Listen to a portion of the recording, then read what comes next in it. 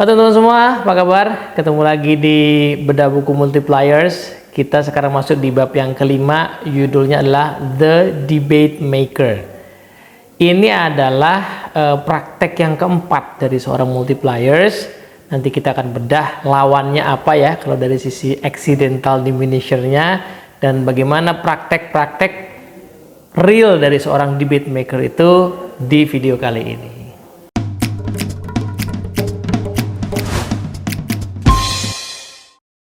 Halo, assalamualaikum warahmatullahi wabarakatuh. Ketemu lagi teman-teman semua. Video ini dibuat di tahun baru 2025 ya. Jadi ya kayak hampir setahun begitu ya kita bikin bedah buku ini nggak kelar-kelar ya.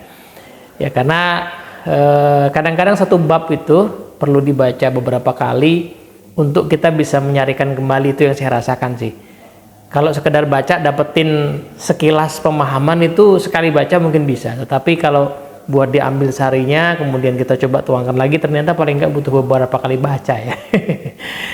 Nah, bab ini itu dibuka dengan sebuah quote yang bagus sekali. Jadi orang namanya Joseph Joubert, saya nggak tahu nih bener nggak cara baca namanya ya, tapi quote-nya begini: "It is better to debate a decision without settling it than settling a decision without debating it."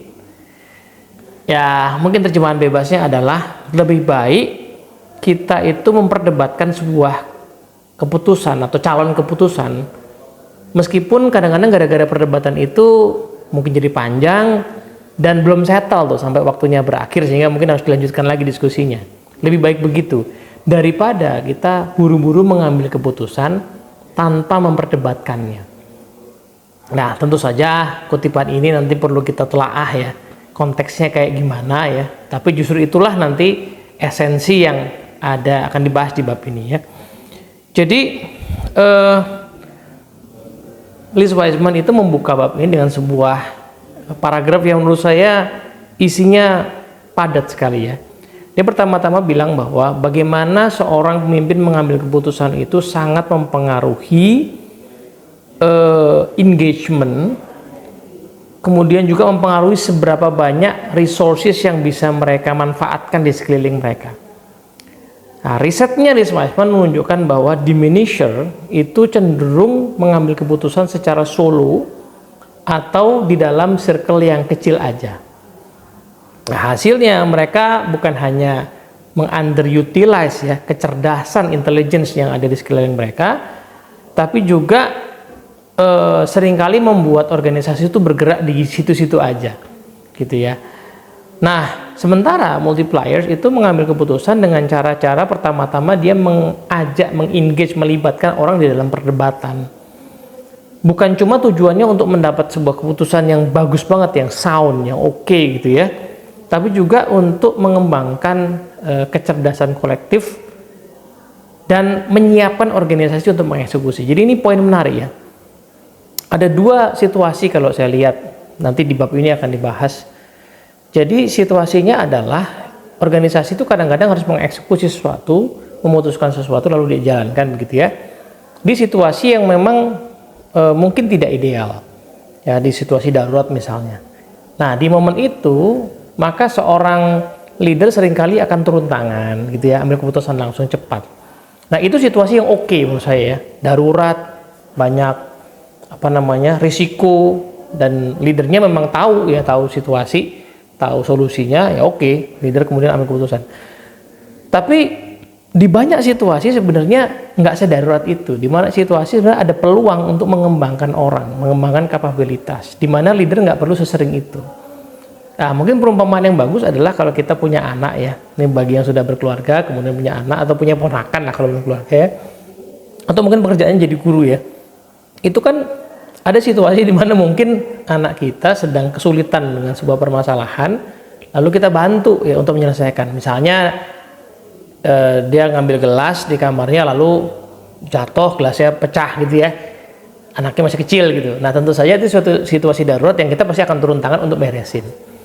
Nah, tapi ada momentum lain di mana anak kita itu ngambil gelas plastik atau melamin gitu, ngambil minum, tumpah. gelasnya nggak pecah, cuman berantakan aja airnya gitu kan.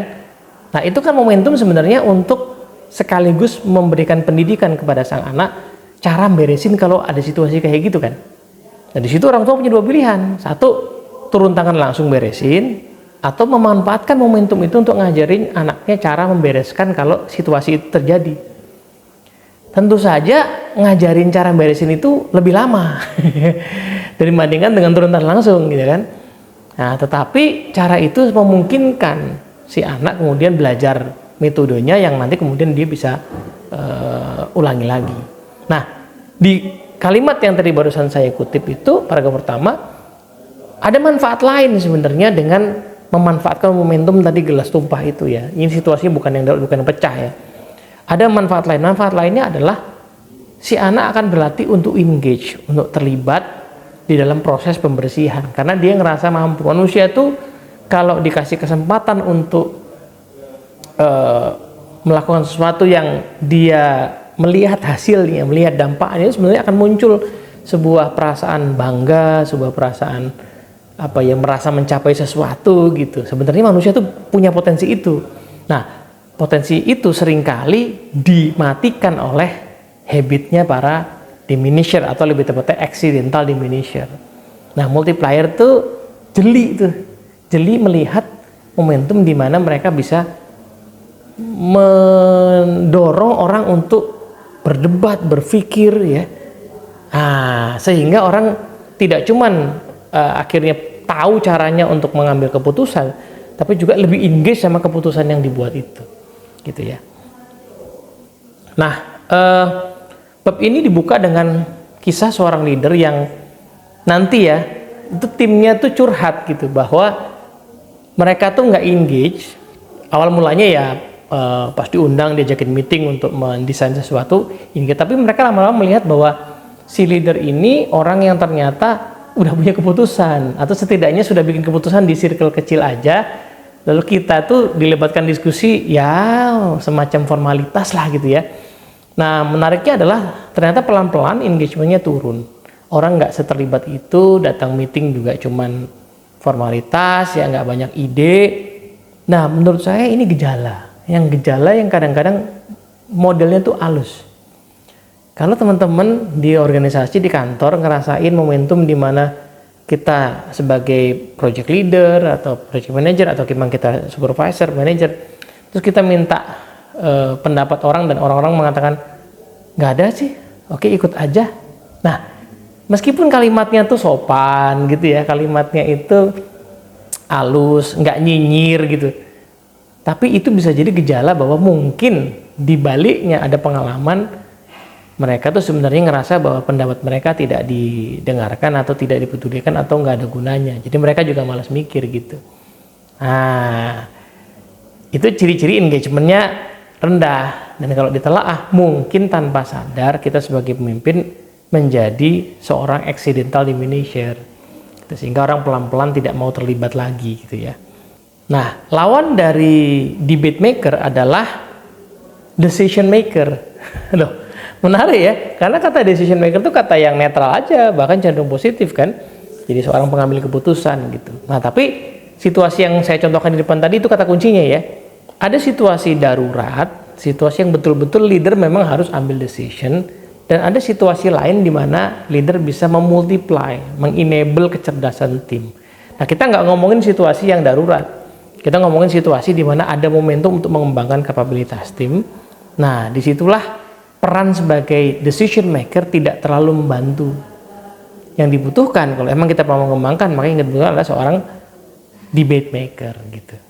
Ada kalimat menarik di subbab ini, debate maker versus decision maker itu, bahwa kadang-kadang seorang accidental diminisher itu tanpa sadar punya asumsi dasar yang mengatakan bahwa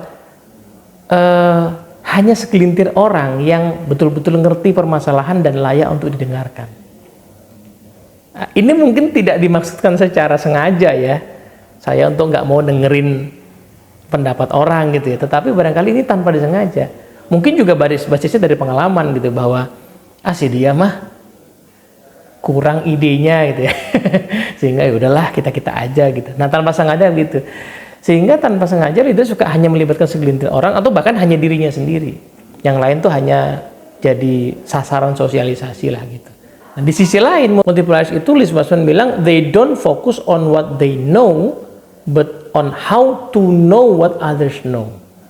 Jadi, seorang multiplier seringkali juga seorang yang sangat kompeten tentu saja, tapi mereka nggak mau fokus pada kompetensinya sendiri saja. Mereka penasaran apa yang mungkin diketahui oleh orang-orang lain. Jadi saya nggak mau pendapat saya sendiri aja yang dikerjakan. Saya pengen tahu jangan-jangan ada pendapat di orang-orang lain gitu. They operate on the assumption that with enough good minds on it, we can figure it out. Asumsi dasar yang berkebalikan adalah kalau seandainya ada cukup banyak pendapat yang bagus, maka ini solusi yang kita hasilkan ini pasti solusi yang akan sangat baik.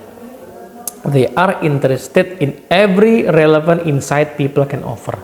Jadi bertolak belakang banget ya kalau di Indonesia tanpa sadar berpikir atau berasumsi hanya sedikit orang yang pendapatnya itu bagus dan layak dengarkan. Justru multiplier berpikir bahwa dalam diri setiap orang tuh pasti ada pendapat yang mungkin bagus untuk dieksplorasi. Saya sih cenderung melihat bahwa realistisnya potensi orang beda-beda. Ya, potensi orang lain-lain, tidak semua orang menguasai semua hal. Realistisnya kadang-kadang kita nanya sama orang, dia no clue, dia nggak punya ide, mungkin dia juga wawasannya masih kurang, mungkin pengalaman masih kurang, atau dia pengalamannya terlalu sempit sehingga nggak punya sudut pandang yang lebih luas. Itu kenyataannya kan ada. Nah, tapi balik lagi, ini situasi darurat atau bukan? Kalau ini situasi darurat, oke, kita segera ambil keputusan secepat mungkin supaya selesai daruratnya. Tapi dalam konteks saya pengen mengembangkan orang, mengenable tim, maka saya perlu berasumsi dengan asumsi yang sama sekali berbeda. Saya perlu berasumsi bahwa tiap orang punya pendapat dulu. Nah, ini mungkin mirip dengan dulu ada satu nasihat ya dari seorang leader yang pernah saya dengar gitu. Beliau bilang begini, orang tuh atau para pemimpin ya, manajer, leader, direktur itu suka berpikir bahwa saya nggak akan percaya orang sebelum orang itu membuktikan dia layak dipercaya. Jadi buktikan dulu pada saya akan percaya. Nah, beliau bilang begini, kalau aku kebalikannya, Ted, saya akan percaya orang sampai dia membuktikan bahwa dia tidak layak dipercaya. Ini kan kayaknya kalimatnya seolah-olah permainan kata aja, tapi enggak. Kalau pakai paradigma yang pertama, saya akan tidak percaya orang sampai dia membuktikan, berarti kan dia selalu curiga dulu, dia akan challenge orang gitu ya, sampai kemudian titik habis itu, oke, dia lulus lah gitu ya. Sementara si pola pandang yang kedua itu ya semua orang itu diasumsikan baik dan capable aja, atau paling tidak bisa belajar lah gitu. Nah, dia mungkin salah, dia mungkin bingung. Kemudian kalau ternyata emang dia bisa, ya sudah, lebih aman kan? Kecuali tiba-tiba muncullah satu kasus integrity misalnya gitu ya, kasus ketidakkompetenan yang tidak diperbaiki misalnya. Dan orang itu dikasih feedback juga nggak mau misalnya, udah di usaha macam-macam nggak bisa, ya udah berarti dia sudah membuktikan dirinya tidak layak dipercaya, baru selesai. Tapi kan harusnya orang kayak gitu tidak banyak jumlahnya. Harusnya orang kayak gitu tuh jumlahnya sedikit saja kan. Jauh lebih banyak harusnya ya, dunia ini kan berjalan. Harusnya tuh dengan asumsi orang baik tuh jauh lebih banyak, makanya hidup kita masih baik-baik saja gitu. Orang boleh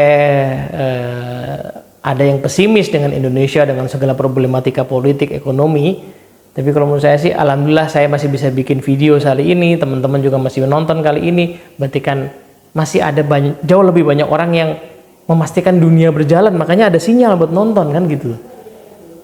Kan asumsi itu harusnya lebih kuat ya, bahwa ada orang yang potensial dan bisa dipercaya. Nah, itu yang dipakai sama multipliers. Nah, mungkin mirip juga dengan pola pikir atau perumpamaan kita dengan anak tadi. Kalau kita melihat anak SD, anak TK itu sebagai orang dewasa, ya tentu saja kita akan melihat mereka nggak bisa ngapa-ngapain. ya kan? Sehingga nggak akan ada gunanya disekolahin, diajarin macam-macam. Tapi pertanyaannya kenapa kok kita nyekolahin anak TK? TK terutama itu kan hampir-hampir kurikulumnya main aja gitu kan? Kenapa kok kita mau keluarin waktu, tenaga, uang untuk nyekolahin anak TK? Padahal hasilnya ya gitu-gitu doang gitu, main, nyanyi-nyanyi, happy-happy. Karena kita tidak melihat mereka saat ini, kita melihat mereka punya potensi untuk nanti. Sekarang tahapannya begini dulu gitu. Nah itu kan berangkat dari tadi ya, asumsi bahwa tiap orang itu punya potensi. Nah sekarang latihannya gimana nih menjadi seorang debate maker? Nah Risma menyebutkan ada 3. Jadi kalau kita mau latihan menjadi debate maker, itu pertama adalah latihan untuk nge-frame sebuah isu, frame the issue. Jadi perdebatan itu akan produktif nantinya ya, kalau pertama-tama kita definisikan dulu, dibingkai dulu, dirumuskan dulu permasalahannya apa.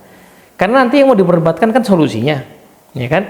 Tapi solusinya itu ya bisa jadi nggak produktif atau kemana-mana gitu ya, kalau nggak didefinisikan tidak jelas. Ya kalau ngomong penelitian gitu ya, riset ilmiah kan pasti diawali dengan perumusan permasalahan. Nah, frame the issue itu seperti itu ya, frame the issue. Nah, ada satu poin yang bagus nih di bagian ini ya. Jadi penelitiannya Liz Wiseman nanti menunjukkan bahwa sebuah keputusan yang baik itu dimulainya justru sebelum ya perdebatan itu dimulai.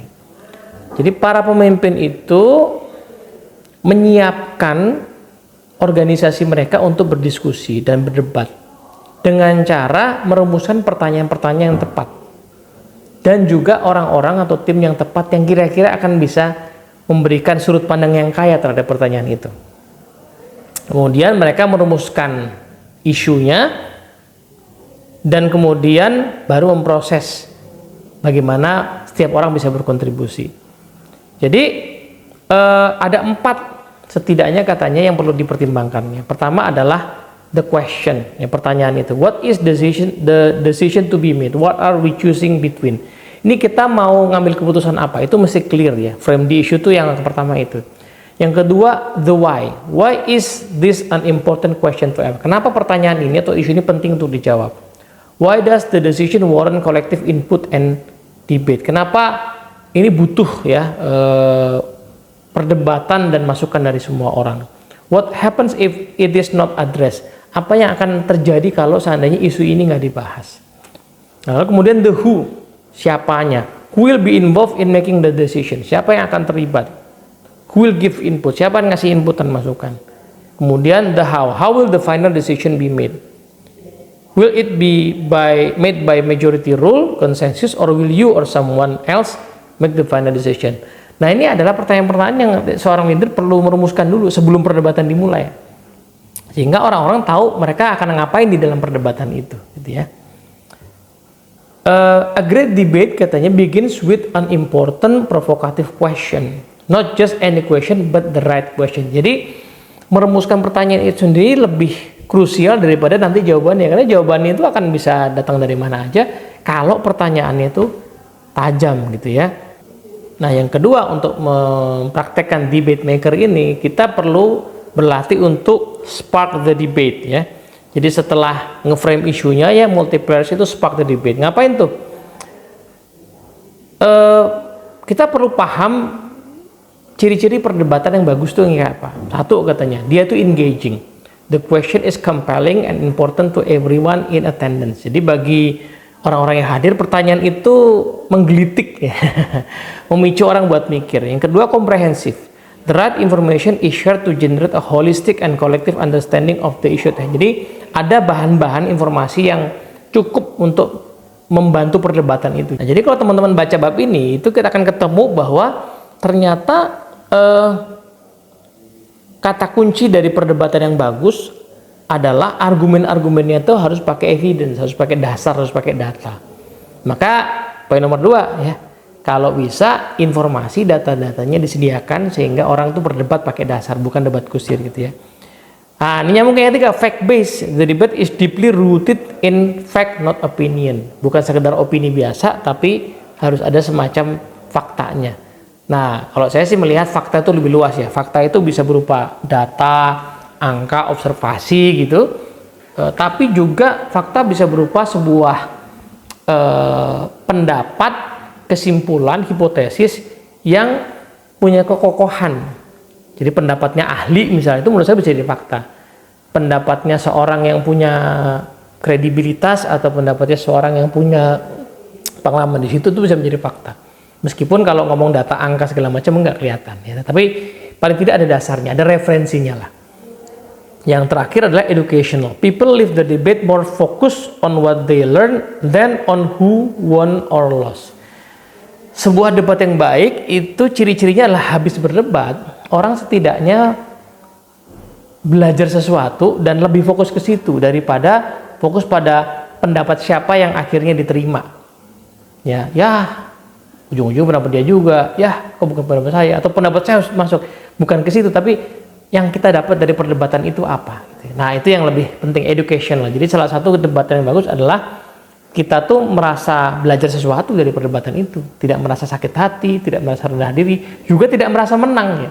Karena hasil akhir dari perdebatan yang produktif adalah sebuah solusi yang terintegrasi. Kalau pakai bahasanya Sven Neighbert ya ada alternatif ketiga, alternatifnya kita semua yang kita temukan bersama gitu.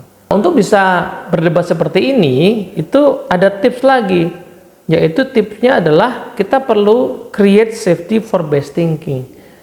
Multipliers itu menciptakan sebuah atmosfer di mana orang itu aman untuk berdebat ya. Mereka berusaha untuk menghilangkan rasa takut. Mereka mencoba meremove faktor-faktor yang menyebabkan orang itu suka meragukan dirinya sendiri untuk berpendapat ya, suka meragukan idenya sendiri, dan juga meremove rasa takut yang membuat orang itu cenderung mundur. Ya, mundur-mundur, melipir-melipir lalu izin gitu ya. Nah, cuman ini bukan untuk mengatakan bahwa suasananya itu terlalu santai gitu ya, leha-leha sampai ketiduran, bukan ya. Yang agak unik dari multipliers itu mereka create safety kata Elizabeth, tapi juga memaintain pressure supaya perdebatan itu tadi balik lagi punya dasar, punya fakta. Mungkin sederhananya beginilah, kayak orang yang naik pesawat gitu ya, itu kan kita tahu bahwa itu akan terbang, ada turbulen kadang-kadang gitu, tapi kita ngerasa aman. Kenapa? Karena kita pakai sabuk pengaman misalnya gitu, atau pas nyetir lah ya, kita tahu di jalan itu bisa terjadi ada risiko, tapi ya kita ngerasa aman karena pertama kita pakai seat belt, kedua yang nyetir itu kompeten ya, punya license juga, dan kita tahu mobilnya itu misalnya nanti kalau ada apa-apa yang apes banget ada airbag begitu. Bahkan mungkin ada mobil tertentu yang udah canggih, ada indikator-indikator untuk menghindari kecelakaan yang parah. Apes-apesnya lagi adalah kalau ada apa-apa sama mobilnya bisa diasuransikan. Nah, semua itu kan bikin orang kemudian bisa bereksplorasi di jalanan, nyetir, berkendara ya, karena memang ada safety beltnya gitu. Nah, perdebatan yang baik itu dimungkinkan kalau suasana itu terjaga. Ya, tugas multiplier di situ. Tugas mereka adalah menjaga atmosfer perdebatan itu. Misalnya jangan sampai ada yang jelek-jelekin, nyindir-nyindir personal gitu, sehingga orang akhirnya jadi malas buat berdebat gitu ya. Menjatuhkan ide orang, mungkin tidak dengan kata-kata tapi dengan nada misalnya begitu. Nah, untuk itu pertanyaannya memang harus pertanyaan yang challenge conventional thinking katanya ya. Maka pertanyaan yang berusaha untuk mengangkat asumsi-asumsi dasar yang selama ini menghalangi organisasi. Saya tuh lama-lama ya punya pengalaman, entah di organisasi tempat saya berada atau saya ngamatin organisasi lain, tapi saya sering ketemunya gitu agak panjang. Itu selalu ya ada masalah di organisasi yang seringkali orang tuh tahu tapi nggak ngomong-ngomong. Orang tuh nggak mau ngomong itu entah takut, takut cemas gitu ya, tapi juga udah pesimis karena mungkin dulu orang suka ngasih masukan dan nggak pernah dengerin, nggak pernah dimulai, atau pernah dimulai tapi gagal. Tapi hampir semua orang kalau ditanya dalam hatinya tahu masalahnya tuh itu gitu, core-nya tuh itu, tapi ya udahlah gitu. Nah, debate maker itu adalah orang yang merumuskan pertanyaan untuk menggali hal-hal yang kayak gitu, karena justru di titik itulah asumsi tadi mesti dibongkar, diangkat, lalu kita cari yang baru. Jangan-jangan memang kita itu selama ini stagnan atau bahkan mundur, setback, ya karena asumsi tadi nggak pernah diangkat, dibicarakan supaya bisa diganti gitu loh. Nah, karena mereka pengennya perdebatan itu berjalan secara mendalam, maka debate maker itu adalah orang yang berusaha ngulik satu permasalahan itu dari berbagai angle, sehingga selalu curiga kalau para anggota tim itu terlalu cepat ambil keputusan, terlalu cepat sepakat gitu. Balik lagi, ini bukan untuk hal-hal yang darurat, makanya itu hal-hal yang sifatnya mungkin pengembangan, ya untuk mengembangkan kapabilitas atau untuk bikin inovasi baru. Nah itu jelas kalau terlalu cepat ambil keputusan itu pasti ada yang nggak dalam. Gitu. Makanya seringkali multiplier itu ngajak orang buat ntar dulu, step back dulu, lihat dari sudut pandang lain. Seringkali mereka juga ngajakin orang buat melihat dari sudut yang beda. Misalnya saya orang HR diskusi sama finance, pendapatmu sudah ya, tuker. Sekarang kalau kamu jadi orang finance kira-kira gimana? Tuker. Tadinya saya marketing diskusi sama berdebat sama sales, sekarang tukar posisi, andaikan kamu orang marketing seperti apa, orang sales seperti apa. Nah itu adalah cara si multipliers untuk membuat perdebatan itu berlangsung cukup dalam dengan berbagai angle, jangan sampai buru-buru untuk kemudian mengambil keputusan. Nah yang terakhir, setelah perdebatan di spark, dipancing begitu sampai cukup banyak angle-nya, tentu saja ya, karena ujungnya adalah ada keputusan, maka yang ketiga ya praktek untuk menjadi debate maker adalah drive a sound decision, mendorong tim untuk membuat keputusan yang baik, yang solid gitu ya. Multipliers itu mungkin memancing perdebatan, tapi perdebatan itu harus diarahkan kepada sebuah keputusan, jadi ujungnya harus ada, closingnya harus ada. Nah cara untuk memastikannya itu ada 3 katanya. Pertama adalah reclarify the decision making process. Tadi ingat di awal ya, pertanyaannya itu dirumuskan dan nanti bagaimana keputusan akan dirumuskan. Apakah keputusan itu akan dibuat bersama-sama pakai voting atau oleh pihak tertentu atau oleh leader sendiri. Jadi pengambil keputusan bisa jadi tetap leader, cuman diperdebatkan dulu gitu maksudnya ya. Nah maka dari itu supaya terjadi keputusan setelah berdebat, satu, di-clarify lagi ulang proses pengambilan keputusannya. Oke, ini videonya udah banyak ya, tapi kan tadi kita lihat bahwa yang keputusan tetap di saya, menurut saya kita akan ambil ini. Nah itu oke tuh orang ya, atau yuk kita voting kalau memang dari awal idenya adalah voting. Nah yang kedua, they make the decision or explicitly delegate it to someone else to decide. Jadi keputusan itu bisa diambil oleh dirinya sendiri atau didelegasi ke orang lain. Intinya adalah harus ada keputusan yang eksplisit. Yang ketiga, they communicate the decision and the rationale behind it. Setelah itu dikomunikasikan keputusannya. Kalau seandainya memang akhirnya yang keputusan tim kecil atau di belakang layar ya, dikomunikasikan. Kemudian alasan kenapa itu diambil dirumuskan. Sekali lagi, ini semua dilakukan karena tidak sekedar keputusannya itu sendiri yang penting, tapi bagaimana keputusan itu dibuat dengan melibatkan tim supaya engage, supaya talenta itu muncul, supaya collective intelligence itu muncul, dan terakhir supaya ada rasa kepemilikan. Nah semua proses debate maker ini dilakukan untuk itu. Jadi tidak sekedar ngomongin hasil akhirnya ya keputusannya, tapi keputusan yang melibatkan orang, melahirkan kecerdasan dan juga melahirkan komitmen. Nah, ada satu kesimpulan yang menarik ya di bab ini, menurut saya sangat berharga ya. Ini kalimatnya bilang begini nih. Our research and experience coaching executive reveals that leaders can move along the diminisher multiplier continuum. Jadi si Liz Wiseman itu bilang bahwa diminisher sama multiplier itu bukan kutub yang berlawanan sama sekali, either or, tapi bisa jadi sebuah continuum. Jadi orang itu bisa bergerak tadinya dari accidental diminisher atau diminisher ekstrim lalu accidental lalu ke multiplier.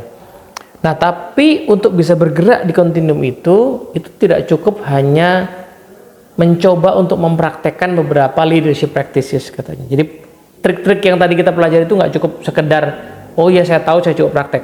Karena untuk mempraktekannya itu butuh a fundamental shift in the assumptions of the leader. Kita hanya mau mempraktekkan tadi tuh frame issue, kemudian memancing perdebatan, mengklarifikasi keputusan. Kita hanya mau melatih hal itu kalau ada perubahan yang fundamental di cara berpikir kita. Now often the shift happens when a leader begins to view his or her role differently. Perubahan fundamental ini hanya terjadi kalau leader berusaha melihat dirinya atau perannya secara berbeda, yaitu ketika mereka melihat their greatest contribution lies in asking the questions that produce the most rigorous thinking and answers. Ini dalam sih menurut saya. Kalau kita punya tim yang potensial, itu tugas kita bukan semata-mata mencapai target, tapi tugas kita adalah membantu tim potensial ini mencapai target. Ini totally completely different. Mirip kayak gini lah. Ada orang tua punya anak.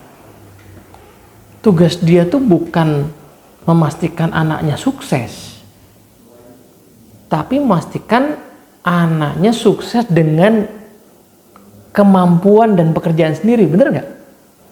Karena kalau memastikan anak sukses, orang tua bisa aja menyediakan semuanya, langsung dikasih ke anaknya. Misalnya orang tuanya punya 10 perusahaan, ya anaknya 2 gitu, bagi 5 langsung sukses tuh anaknya kan.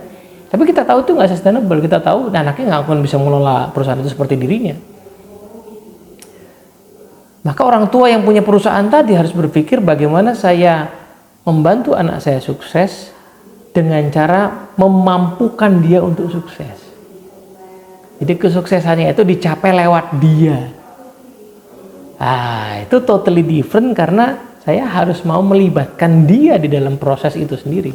Saya tidak mungkin hanya mengambil alih semuanya. Saya harus menemaninya bertumbuh sampai dia capable. Disitulah debate maker ini baru bisa kita jalankan.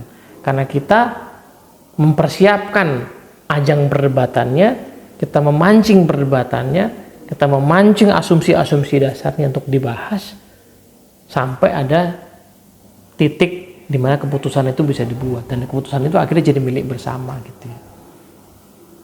Nah, itu menurut saya sih satu hal yang sangat menarik karena godaannya ya, accidental diminisher itu kalau menurut saya godaannya itu adalah kita itu sebagai ahli kadang-kadang tahu banyak atau minimal merasa tahu banyak. Di sisi lain tim kita kan lagi belajar nih ya. Jadi perdebatan itu kadang-kadang bagi kita tuh konyol gitu. Bagi kita konyol sehingga kita pasti ada godaan buat buru-buru udah gini aja deh gitu. Dan itu niatnya baik. Makanya fundamental shift in thinking itu jadi penting karena saya harus meyakini bahwa entar dulu biarkan mereka berdebat karena merekalah yang harus berlatih mengambil keputusan. Merekalah yang harus membongkar sendiri proses itu. Merekalah yang harus menjalani sendiri proses mengolah ide-ide itu, bukan saya. Gitu. Nah, disitulah leader akan bisa menikmati perdebatan.